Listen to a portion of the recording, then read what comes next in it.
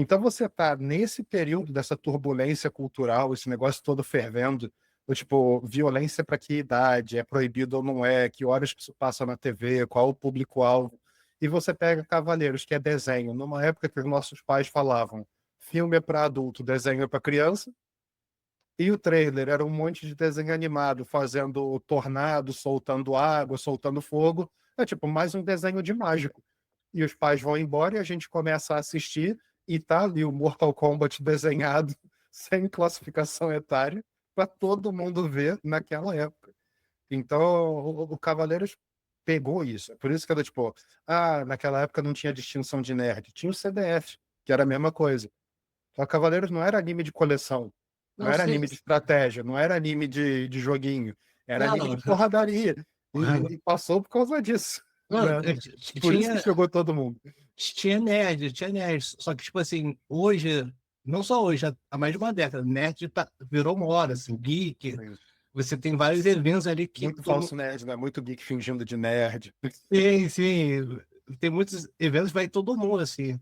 Mas quando eu era, assim, adolescente, nerd era uma coisa ruim, cara. Sim, ali pelos anos 2000 tinha aquele estereótipo, né? Nerd era o Sim, cara que ia para evento de anime, ficava trancado em casa jogando videogame, só queria falar de Pokémon, Naruto e Dragon Ball e acabou.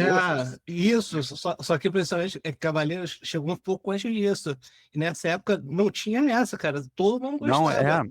tipo, 90, ele tá falando, né? Chegou em 94, né? Então tínhamos o quê? Tínhamos uns 7, 8, 9 anos, né? Era Eu criança. tinha 9. É, então, a gente era, todo mundo era criança, então não tinha essa coisa do preconceito e tudo mais, né? Porque criança é mais simples, Sim, então todo mundo gostava. Mas mas, mesmo cara, adolescente. Cavaleiros ficou passando por anos. E, tipo assim, eu jogava numa. Eu fazia Passou escolinha 94, 95, 96 e 97. A última transmissão da Manchete foi 97. por aí. Eu, Pô, repetiram pra caralho, né? Muito, sei. muito.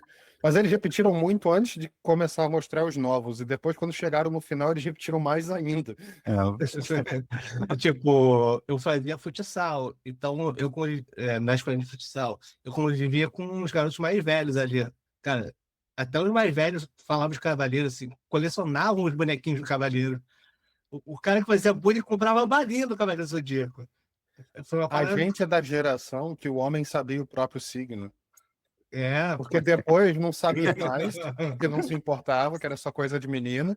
Porque só quem olhava para signo era menina e nerd. e hoje E em dia, depois imagino que voltou todo a mundo ser, mas gosta por disso, quê? né? Todo mundo sabe porque é para puxar assunto no Tinder. Mas naquela época a gente sabia porque era para ver o Cavaleiro de Ouro, para ver quem era o de bronze que estava alinhado com aquele de ouro. Para mim foi importante também Cavaleiros do Zodíaco, porque foi para mim uma introdução à cultura japonesa, sabe? Eu não tinha, assim, tinha outros mangás que rolavam quando você estava mencionando tudo mais, mas eu não tinha acesso a isso. Para mim foi, assim, TV aberta de massa, foi minha introdução à cultura japonesa. Eu não sabia que era cultura japonesa naquela época.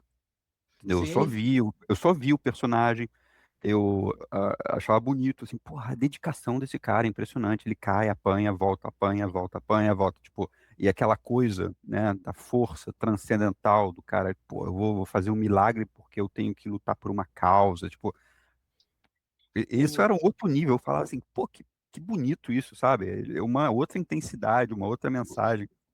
E As meninas depois, da Globo. Sim. pô, e depois com o tempo que eu fui conectar, né? Eu falei, isso faz parte de uma cultura japonesa, uma coisa mais profunda, né? Tipo, mas foi ali que a semente entrou, realmente. É a essência do Bushido. sim, eu vou te falar uma parada, cara. Não foi só pra você. Isso serviu pra toda a TV brasileira. Tem uma entrevista Tem uma muito maneira. ressalva, tem uma ressalva aí, tem uma ressalva aí. Eu vou chegar lá, vou chegar lá. Não, aí, pô, Leandro, A gente já tinha Ultraman, a gente já tinha Changeman, já tinha Flashman, já tinha Kamen Sim. Rider, mas quem sim, só assistia Globo e SBT e passou a ver Manchete por causa dos Cavaleiros ainda não tinha tido esse contato. E aí é que está a importância dele, de abrir as portas para pegar segmentos culturais diferentes. Eu até assisti esses caras aí, Changeman, mas assim, era uma trama Episódio mais superficial. falhado, Era uma mas trama mais superficial, né? Tipo, eles eram muito fortes, eles sempre venciam, né? Não tinha essa coisa assim da mística, da trama, Não, do não, não, drama, não. né? Era uma coisa mais transacional. Ele chegava, lutava, vencia, acabou, próximo, Era né? episódico, É, como ele falou.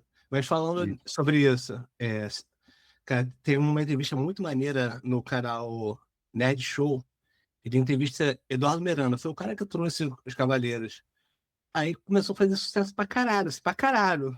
Só que Cavaleiros entrou em hiato. Tipo, o mangá ainda estava sendo, acho que ainda estava sendo produzido, alguns episódios, e o anime alcançou ali. E não, na verdade, eu acho que nem foi isso. Acho que o anime ainda estava sendo produzido, só que não tinha como o cara acelerar.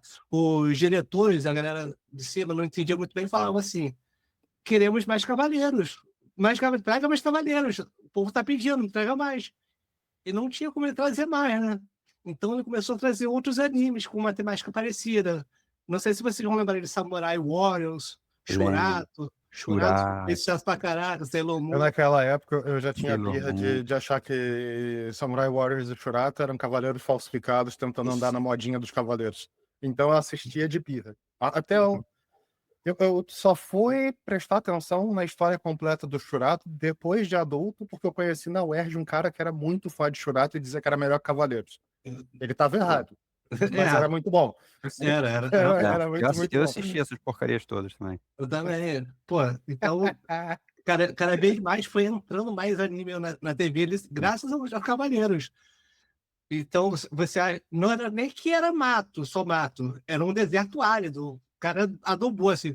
Tem gente que fala, valeu, essa Cavaleiros é ruim, pô. É uma merda. Porra, essa merda adubou a porra toda, cara. Então, Aí eu virou uma conferi febre, aqui né? Aí virou uma febre, anime. Foi, abriu a porteira, porque trouxe o público de outros canais para mostrar que criança vai assistir a Manchete, é aqui que tem conteúdo para criança, Pô, para não ficar vendo só Pica-Pau e Ursinhos Carinhosos, e Ursinho Pooh, e Smurf, e Tom e Jerry, essas porra assim. Porque realmente foi a troca, a transição de Hanna-Barbera, que era aqueles cartoons mesmo, para tipo, não, aqui tem um conteúdo que vai ter um enredo, vai ter uma história, vai ter uma batalha, tem desenvolvimento de personagem, tem autossuperação, né? E foi essa mudança, essa virada de chave ali para uma geração inteira, e a gente nunca mais voltou. E dali a gente abriu para outros gêneros de anime, mas a gente nunca deixou de consumir anime, né? Sim, sim. E, Luiz, eu fui conferir aqui, porque na minha memória, o que tinha parado o Cavaleiros que travou no episódio 52, no meio da Batalha do Seiya, na Casa de Leão contra o Aiolha, que o Andrei foi falar, e aquilo acho que repetiu 2 ou 3 vezes esses primeiros lembro, 52 episódios antes de lembro. passar. Não foi que o anime alcançou o mangá, nem que o mangá ainda não estava pronto. O anime terminou de ser exibido no Japão em 1990, 4 anos antes de estrear no Brasil. Era a questão da dublagem, porque como a Bandai tinha pago a dublagem dos primeiros 52 para exibir no Brasil como propaganda. E dali para frente, falaram assim, não, vocês estão com esse bop todo, ganhando visibilidade, ganhando audiência, estão vendendo publicidade nos intervalos comerciais da nossa publicidade. Então, vocês querem continuar exibindo? Lidem vocês com o licenciamento lá com a Toei e com a dublagem. Sim, E a Manchete que se vire, porque a gente já tem fã, a gente já está vendendo bonecos, vocês agora que comprem a série. E sim. esse foi o tempo da Manchete conseguir negociar com o Japão, conseguir os direitos de exibição dos episódios que faltavam e dublar os episódios para poder exibir. E é por isso que a gente viu os primeiros 52 episódios 3 vezes seguidas. Caralho. Chegavam na Com Casa isso de que, Leão. ó, É agora, porra! Voltavam pro primeiro. Caralho! É Sim. agora, porra! Caralho! E não era tipo, depois da Casa de Leão, antes da de Virgem. Era no meio da porradaria da Casa de Leão. Você não sabia nem o fim daquela luta. Pô, talvez demorou tanto porque a Manchete estava falindo. Eu lembro que a Toei E Animation foi, chegou a foi o que falar. salvou eles. Sim, Cavaleiros fez eles continuarem existindo por mais 2 anos. Depois eles tinham outros produtos para levantar. Mas 2 anos de sobrevida foi Cavaleiros. sim. A Toei Animation chegou e falou assim, ó, a gente cede para vocês aqui esses episódios, vocês só não nos dão um tempo para vender boneco ali, fazer propaganda. Aceitou. E engraçado, cara, que eles foram em outras emissoras, todo mundo recusou. Só a Manchete estava ali nas últimas. Assim, quem diria que esse Sakura faria toda essa revolução? Nossa, não. É, E a depois do Globo, a Cavaleiros Globo é foi muito, Rock Show. Globo é muito status quo, né? Status quo é o, a Globo é para TV aberta o que a Disney é para desenhos, né? Então é Pra aquela coisa bem longa-metragem. padrão, né? Bem padrão e previsível. Cavaleiros do Zodíaco era uma revolução. Mas Isso aí falando que você isso, falou, a gente tinha o Changeman, o Flashman e o Maskman passando na manchete, que era o conteúdo japonês original, dublado, e tinha um enredo do caralho, e a mesma coisa da autossuperação e tudo mais. E aí, quando a Saban compra os direitos de imagem de Super Sentai para todo o continente americano e começa a fazer Power Ranger, a manchete não quer e a Globo compra. E aí a primeira geração de Power Ranger na Globo. E a partir daí, nunca mais um Super Sentai na Manchete, nem nenhum outro canal. Né? caramba. Eu até hoje tenho birra da Saban. Eu tenho birra de muita coisa. Eu pegava raiva muito fácil de criança, porque eu já entendi essas coisas de negócios. O avô era contador, era fácil de pegar essa noção. Então, quando eu comecei a ver, assim, tipo, porra, eles pegaram a filmagem japonesa, porque você reconhece os cenários, você reconhece o robô, você reconhece os prédios, os monstros, você sabe que é repetido. Estão gravando um monte de adolescente fazendo guerra de comida, enquanto a gente estava num país que tinha gente passando fome, e estão vendendo isso como um super-herói. Eu olhei para a região da Globo e falei, não vou assistir.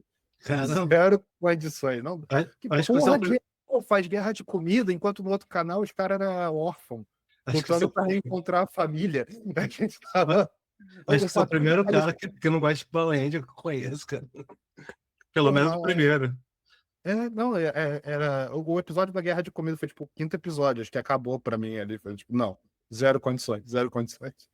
E o Mas, Cavaleiro também era órfão, também era sim. Eles eram órfãos, os né? personagens, quer dizer, órfãos no anime, né? No anime eles eram todos órfãos.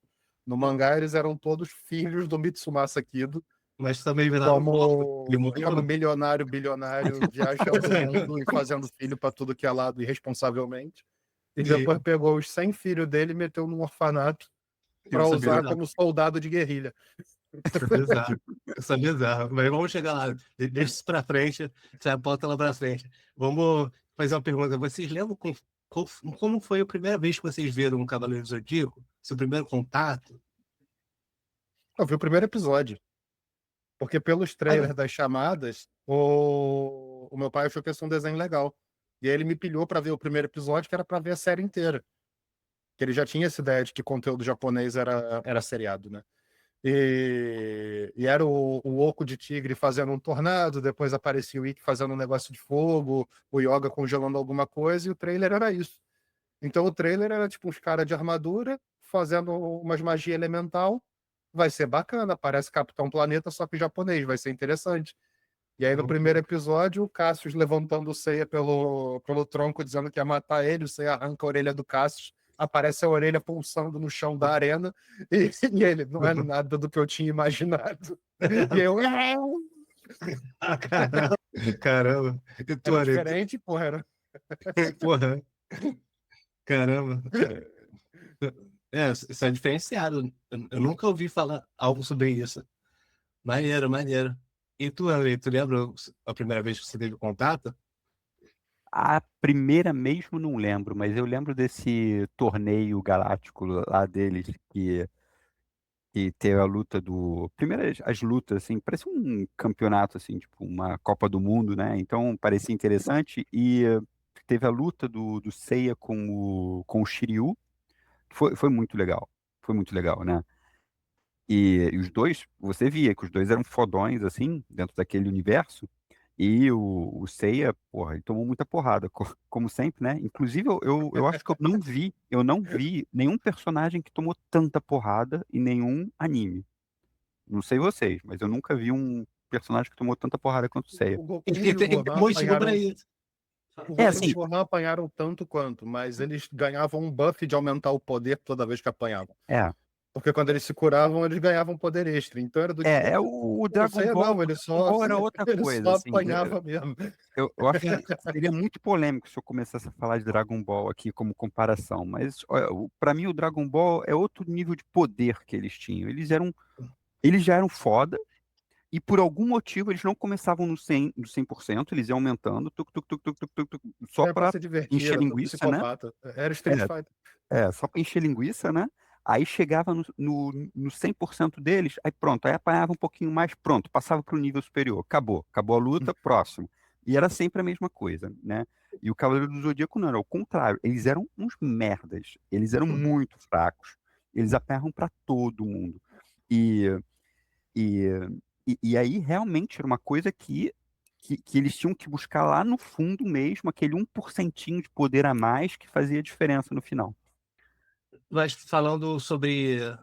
Você nunca viu um personagem apanhar tanto, tem um motivo. Esse aqui é o. Tentem adivinhar qual foi uma grande inspiração para o Seiya. Eu vou dar uma dica, assim. O Kurumada gostava muito de boxe. Ele chegou a Ah, é? praticar boxe. Ele chegou a praticar boxe. Não. O tanto que ele tinha o Hajime no Ippo, que era o mangá de boxe. Sim, O sim. quê? Foi o Em Rock que os desenhos... Balboa? Não vai falar que é o Rock Balboa. Exatamente, Puta que exatamente. Eu pariu. não sei se ele foi inspiração pro Seiya, mas pro arquétipo do personagem principal que tinha que apanhar Sim, até o limite pra virar o sim. jogo.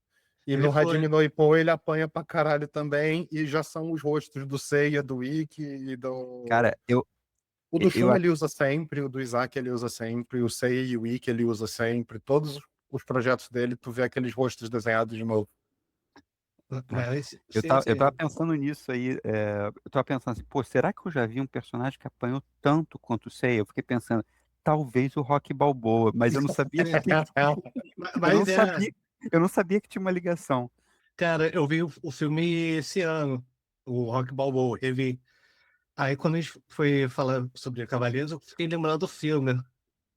Aí tem uma cena essa do Shiryu Seiya, que o Seiya leva um porrada assim, ele tenta se equilibrar. Cara, é igualzinho no filme. Tem uma hora até que o Seiya segura a corrente. É Uhum. idêntico, o Rock Balboa faz a mesma coisa. É porque é um ringue de boxe, né? O campeonato, Da Guerra inclusive. Galáctica, mas era um pentagrama.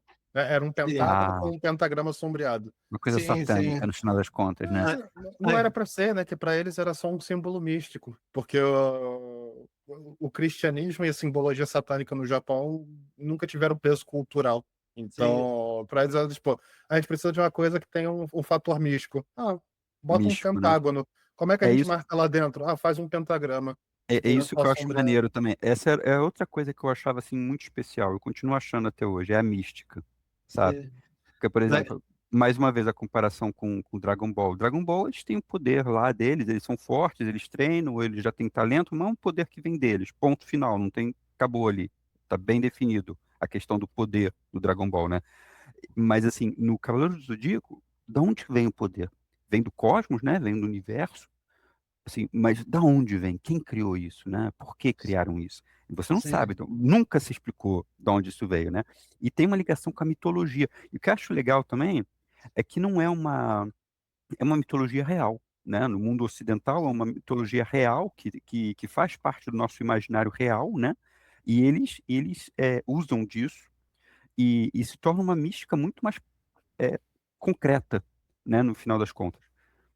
cara, quando eu tava pensando no Rock Balboa, vocês conhecem um discurso que é histórico, todo mundo conhece, todo mundo já falou. O mundo não é um grande arco-íris, é um lugar sujo, cruel, que não quer saber o quão durão você é. Vai colocar de joelho e você ficará de joelho se você deixar. Você, eu, ninguém vai bater tão duro quanto a vida. Mas não se trata de bater duro, se trata de quanto você aguenta apanhar. Eu sei, cara. Se Mas você. é É, a eu sei, essência, é a essência. eu sei, eu sei. Porra, É o sei, assim, isso foi muito puxado do Rock Balboa, assim, mas isso tem muito a ver com a cultura japonesa também, Eu né? quero falar isso também é a essência do Bushido, Ah, porque não é quantas vezes você cai, é quantas vezes você se levanta. Sabe o Daruma? O Andrei deve saber. não. É uma estatueta assim pequena, vermelha, que é uma cabeça com contorno vermelho, o rosto em branco e o bigodinho, o nariz e tal. Uhum. E aí os dois olhos vêm em branco. E o que eles fazem é do tipo, lá no Japão, né? Agora no mundo todo, mas você pinta um olho e se seta uma meta, tá? Do tipo, sei lá, daqui a 3 anos eu vou ter completado a certificação de não sei das quantas, ou vou correr uma maratona, ou vou escalar uma parede V7, ou alguma coisa assim, né? Quando você completa a tua meta, tu volta lá e pinta o outro olho. Então você tem aquilo, tipo, você compra ele só os olhos não pintados, você vai pintar um quando você decidir o que você quer fazer, você só vai completar quando você tiver feito o que você disse que ia fazer. E você tem ali na tua estante um lembrete do que você quer Não, fazer, não que você terminou ainda, assumiu esse né. compromisso com você mesmo e que você só vai parar quando tiver feito. Isso é importante pra caralho, porque a história original do Daruma, por trás da escultura que você bota numa estante para ter esse simbolismo, era um guerreiro que foi várias vezes ferido em batalha, e quantas vezes ele foi derrubado em batalha, ele se levantou e continuou lutando. Não como linha de ataque, mas como um retentor.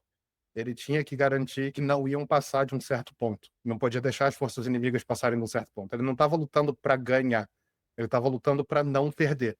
E quantas vezes caísse, caísse, caísse, ele levantava, levantava, levantava. Isso levantou a moral da tropa toda. Então, tipo, se você precisa mesmo fazer alguma coisa, você quer mesmo fazer alguma coisa, você tem que ser determinado, teimoso, persistente, obstinado, como o Daruma, Hum, né? maneiro. E isso tá na essência do Bushido. Não é ganhar, é não perder. Ganhar, você pode deixar para os outros ganharem quando alguém tiver a força para ganhar. Até lá, você tem que garantir que a gente não perde. E esse é o teu papel. E esse era o papel do Seiya. Esse era o papel de muita gente no anime. E Era esse, continuar levantando, e continuar levantando, e continuar levantando. O e Shun esse, exemplifica isso mais do que todo mundo. Ele tá ali, ele para encarar a luta, deixa todo mundo ir embora, e ele luta. E às vezes ele ganha, e quase sempre ele tem que esperar o Ikki chegar para salvar ele. Porque o papel dele não é ganhar a luta. O papel dele é criar oportunidade para atrasar o bastante o inimigo para os outros seguirem adiante. é Uhum. engraçado, essa história do Rock 1, ele não vai pra ganhar, não. O objetivo dele é terminar a luta em pé. Porque aquela época dos Estados Unidos, eles estavam pegando muita cultura japonesa e muitos livros e histórias de outros lugares e usando para fazer filme ambientado nos Estados Unidos. Como depois eles pegaram a filmagem do Super Sentai e gravaram um monte de americano numa escola para fazer Power Ranger. Eles queriam o conteúdo que vendia, mas eles não podiam vender a imagem de um japonês como herói porque o público americano não comprava. Saquei. É, faz sentido. Porque eles ainda tinham birra de Pearl Harbor. Então Faz... eles tinham que regravar, reambientar, trocar para outro país, mudar o nome das cidades. Que nem eles tentaram fazer com Harry Potter. Falaram, a gente vai fazer filme, vamos fazer. Mas a gente vai botar nas cidades dos Estados Unidos para o público saber onde é. E aí Faz mais falaram, não. sentido ainda. E aí o diretor não foi o Spielberg, acabou ficando na mão de outra pessoa. Então eles sempre tiveram essa coisa do se a gente vai fazer, tem que trazer para cá e tem que ser a gente. Sim, sim, faz Mas sentido. é um feedback, né? O Balboa copia o Bushido, o Kurumada vê aquilo e fala: mas se eu tiver uma estética ocidental em cima do nosso conteúdo, vende mais, Fez pro mundo todo. né? Vendeu. E vendeu. Mas E nem era o objetivo quando ele fez. isso é mais bizarro, porque acho que fez mais sucesso fora do Japão do que no Japão. Fez. No Mas, Japão, o cavaleiro mais popular ainda era o Jabu, até o sério? final dos anos 2000. Tipo, as lojas que ainda tinham material do Cavaleiro do Zodíaco tinha mais caderno, adesivo, mochila, camisa, chaveiro do Jabu do que do Seiya. Porque Cara, não vendeu. isso é surreal, cara. Isso é surreal. Sim, mas eles lá eles têm uma relação parasocial bizarra com personagem de anime. Tem personagem que não interessa se ele saiu da história, se ele era um coadjuvante ou se ele apareceu em um capítulo só. Se era um personagem que as pessoas gostavam e se identificavam, os fãs estão lá comprando. Pô, isso é bizarro, porque o Jabu era um pela-sata da galera. Pô, Sim, ele era o cara que falava muito, mas que, como quase todo mundo que queria muito, não conseguiu muita coisa na vida. A galera se identificava. Ele era o ah, Seiya genérico, era o paraguaio. caraca, cavalo paraguaio. Eu tenho Que, que botar uma aí, que era o fio que eu ia pegar do André e tu quis voltar pro, pro roteiro. tá bom, fala aí, terminei o que você ia falar. Então, fala assim, que usou a mitologia ocidental, que é uma coisa que a gente conhece, deu uma ambientação diferente e tal, e isso pega aquela coisa que eu estava conversando contigo durante a semana, Luiz, que é o Kurumada teve outros projetos. Ele teve Hajime no Ippo, que era muito mais baseado em rock, porque era um mangá de boxe. Ele teve o Fuma no Kojiro, que era de samurai com magias orientais tipo, aqueles bonequinhos de papel Shikigami, e fazia umas armadilhas, e botava uns negócios de ninja na floresta, os caras lutavam com katana. E é muito bizarro tu começar a assistir o primeiro episódio, tu vê o Seiya lutando com uma espada e soltando magia com coisinha assim. Porque são sempre os mesmos rostos e ele vai reaproveitando os personagens. Às vezes um herói vira vilão e vice-versa, mas são os traços que ele tem para usar, né? E muito do material dele, que depois foi conhecido fora do Japão, é porque a galera já era fã de Cavaleiros e queria ver o que mais ele tinha feito. Era material que mesmo no Japão não tinha dado tão certo. E fora Sim. muito menos, não venderia de jeito nenhum. E até Cavaleiros, o mercado japonês sempre usava a estética, a temática, a cultura, a mitologia oriental. A não ser que fosse, tipo, futurista, estilo anos 50 ou 70. Aí era Ultraman, com alienígena, nave espacial, coisa assim, mas era mais americanizado, era mais científico. Então Acho que você tem um tinha. negócio que fica místico Uhum. no passado, mas que não é uma temática, tipo, ocidental, mas místico, Entendi, faz né? sentido. Acho que O Cavaleiro sentou ali naquele espaço. E aí, o que que eles viam? O que é que vende boneco e faz dinheiro e tem todo mundo viciado? Coisa que coleciona. Eram as naves de todos os Ultraman, eram os inimigos do Godzilla, eram as motos e as roupas do Kamen Rider. O criador do Kamen Rider criou Super Sentai. Quando a Bandai chega para ele e fala: não dá para vender só um herói por temporada e ninguém quer comprar os monstros. A gente precisa de uma série que tenha mais heróis. Ele faz o primeiro Super Sentai com 5 heróis e as motos. Porque Kamen Rider sempre teve moto e moto também vende. Então você começa a ter essa receita e o Kurumada fala: tá bom, o que que dá para fazer de colecionável? Tem que ter mais de um herói, tem que ter roupa e 80 transformação. cavaleiros. Bum. Se não for transformação, é armadura. Tem que ter Caraca. cenário, que é para vender o Templo da Grécia, o ringue da Batalha Galáctica, ou não sei o que, de não sei aonde, a casa do caralho. E depois, o que mais que tem que fazer? Eu vou usar uma mitologia de um outro lugar. Porque todo mundo conhece mitologia japonesa, é difícil inventar uma coisa nova. Eu pego uma de fora. Não posso pegar qualquer uma de fora. Tem que ser uma que funcionou por muito tempo. A Pode mitologia pegar grega macumba. funcionou para toda a extensão do Império Grego, que foi até a Ásia Central, em termos culturais, né?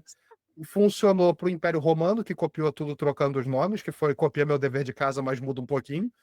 Depois funcionou para o Renascimento todo, para a Europa inteira, e era a base da cultura ocidental. Então ele falou: então tá definido. 5 heróis no mínimo, que nem Super Sentai, armadura no lugar de transformação, vai ter cenário pra caralho, que é para poder vender cenário como peça de decoração e lugar para brincar com os bonecos e tudo mais, e vamos usar mitologia ocidental. E as armaduras são monta e desmonta que nem os robôs de Power Ranger.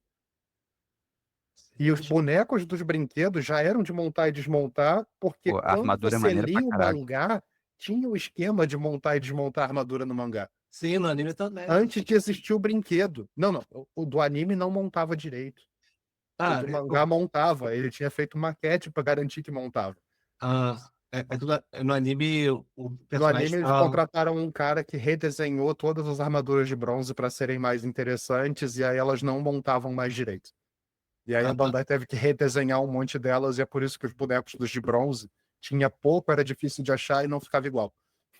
Nossa, que eu pensei que você estava falando da parte de o personagem fica parado assim, em pé, aí vem a armadura e vai Não, não, encaixando. não. Era o abrir a caixa e tem uma estátua na forma da constelação, e os caras começam a desmontar aquilo na mão e poder. Tipo, o Ah, Seiya, quando abre a armadura de Pegasus a primeira vez no mangá, ele olha e fala: que porra é essa? É só uma estatueta de um cavalo, o que que eu vou fazer com isso? Aí ele dá um tapa pra fazer um negócio assim de raiva e sai, tipo, um dos braceletes. Aí ele pega aquele e fala: ih, tem um negócio aqui dentro. Ah, isso é armadura. Aí ele começa a vestir, ele mesmo. entendi. Montar pra valer mesmo. Era. Então, tipo, tinha todos esses elementos. Isso foi planejado pra caralho. E é por isso que foi o único trabalho do Kurumada que deu certo. Tudo que ele fez antes ficou meia boca ou morreu na praia. Tipo, nem saiu direito. ou ficou meia boca, e tudo que ele tentou fazer depois, mesmo famoso, nunca foi tão bom quanto Cavaleiros. Cavaleiros foi a obra que ele não gostou de fazer, foi a que ele fez que era para dar dinheiro. Porque iam dropar ele da lista de autores do mangá, porque nada do que ele fazia disparava. Hum, E aí ele escreveu um negócio que era receitinha de sucesso.